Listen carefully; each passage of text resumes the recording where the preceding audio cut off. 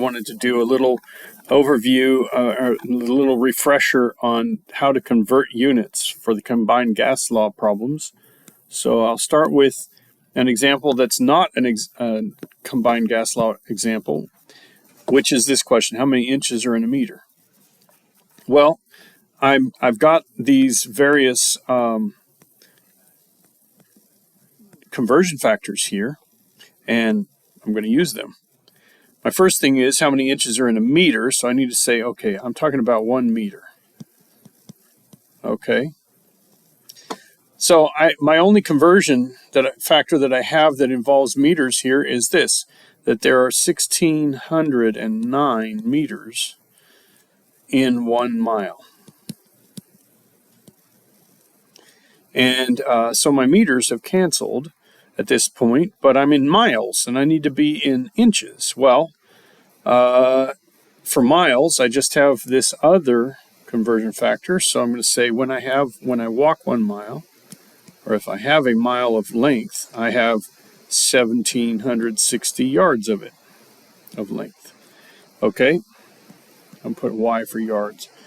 All right, I've got to get out of yards, and I can do that. I can go into feet. So I'm going to say for every 1 yard, there are 3 feet. I was skipping sig figs here on the ones, but down below. And then, and we all know that in 1 foot, there are 12 inches.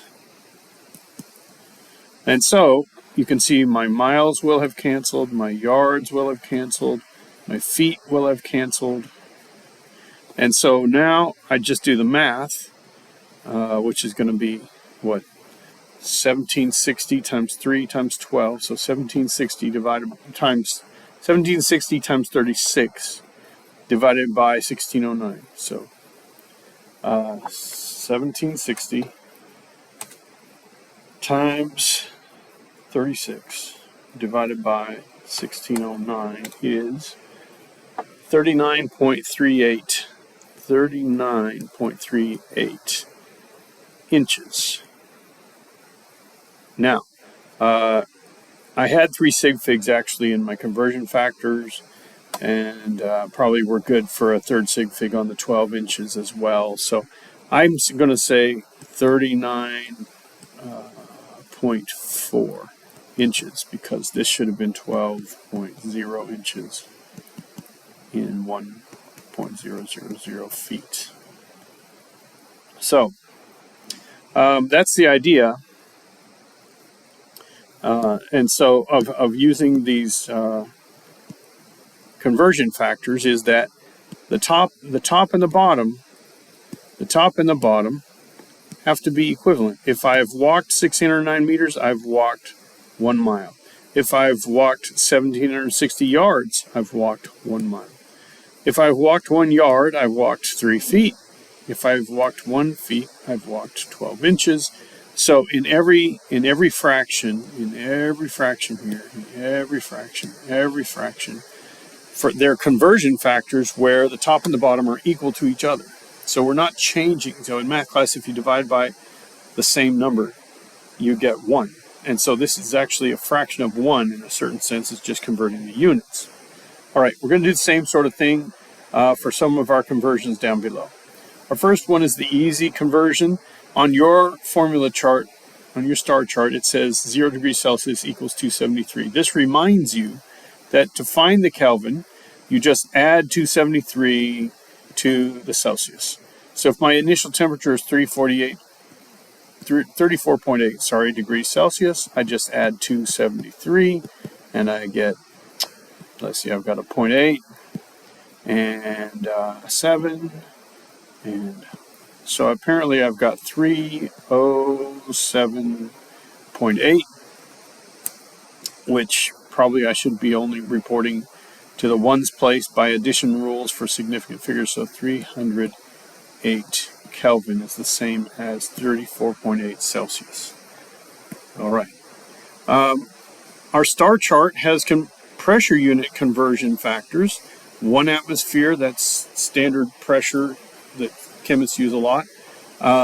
760 millimeters mercury, that might be used in meteorology, but it's also good.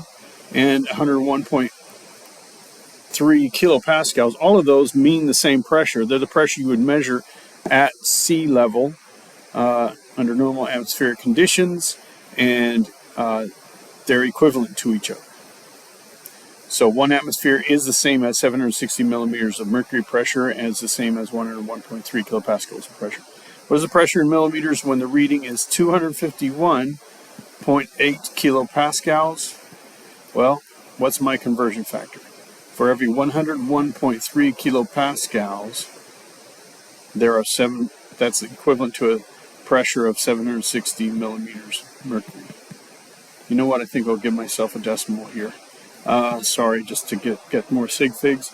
And so doing the math, I'm going to multiply across the top and divide across the bottom, which is only dividing by 101.3, so that's 251.8 times 760 divided by 101.3, and I get 1889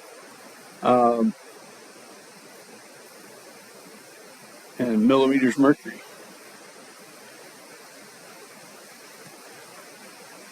And that makes sense, because if standard atmospheric pressure was 101.3 kilopascals, this 251.8 must be more than, like, about 2.5 times that much.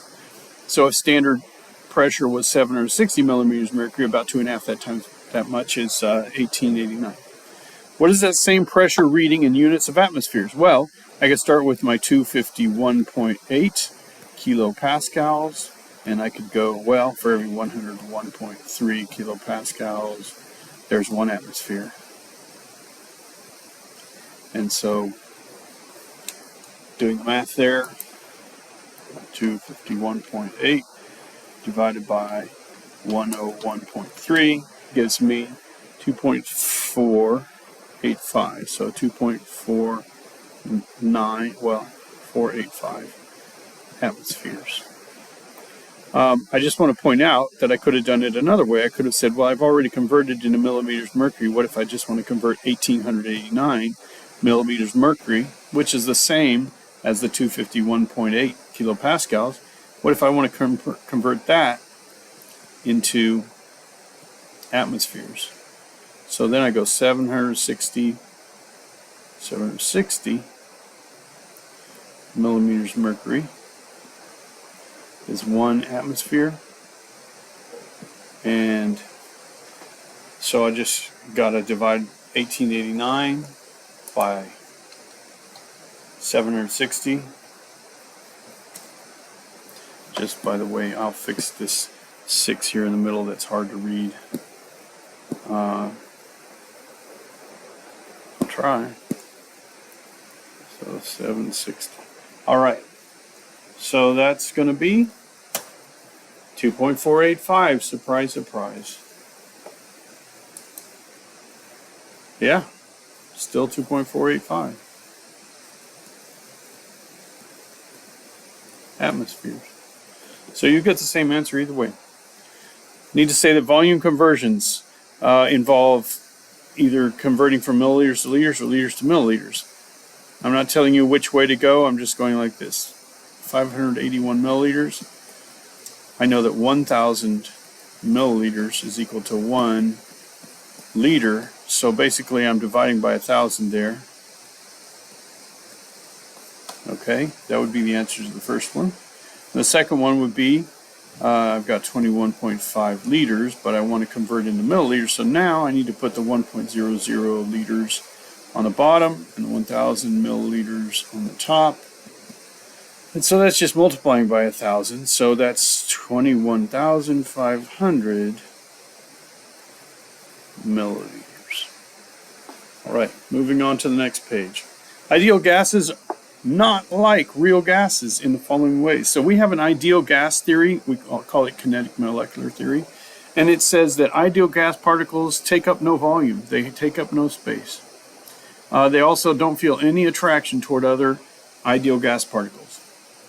When they're not colliding, they're moving in straight lines until they crash into another particle or barrier. and their temperature is directly proportional to kinetic energy, which is why I made you memorize temperature is a measure of the average kinetic energy of the particles in a sample. That's actually according to ideal gas theory.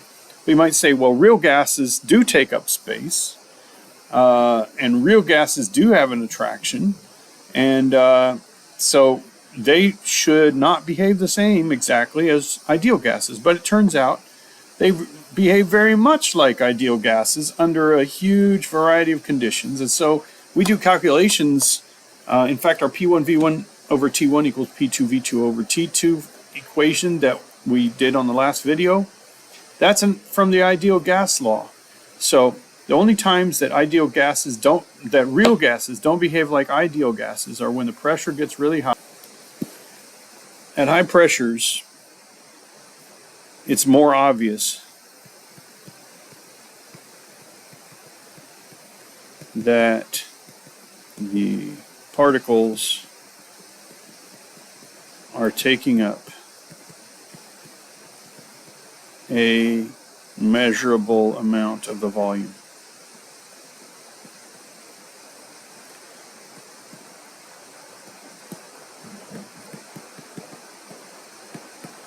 Okay. At very low temperatures, so slow, their collisions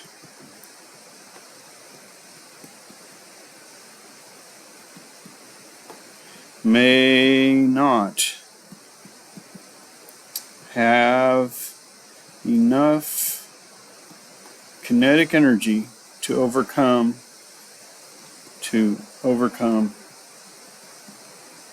the potential energy of their attractions.